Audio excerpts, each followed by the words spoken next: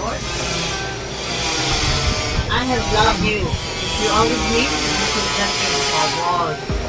Now I leave you with my free. Yun ang word ka. Yun ang word ko. Pero ang reality, ang realidad nga ni, labos kita, yung trouble.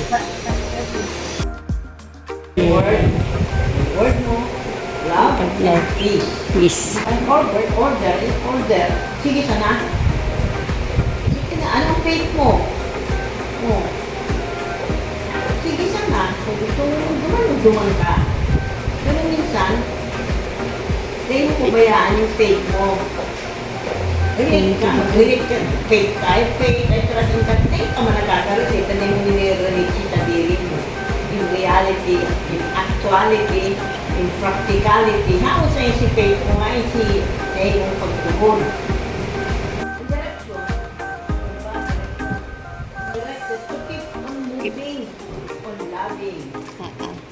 To keep on moving and loving, but we have to have peace in our heart.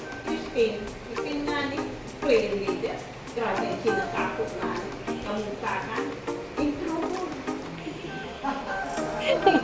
How can you be a prayer leader when you're in trouble? But she tried hard to be. Oh, yes. God will provide. So, yun po, each and every one of us, na-present sa hindi yung binayakan. God, give us the gracious we need and the blessing we need. Moment. Yun ang tutoy sa hindi naman sa mga marayo.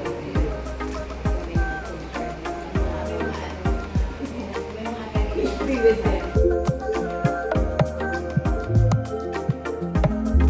Kaya akong bibigis, whoever loves me will keep my word.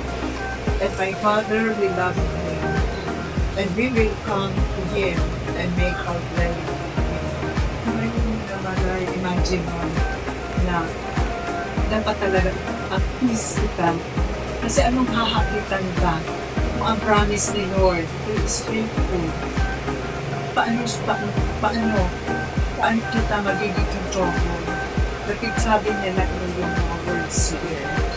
So, ang order is to be at peace. Trust, full trust in God.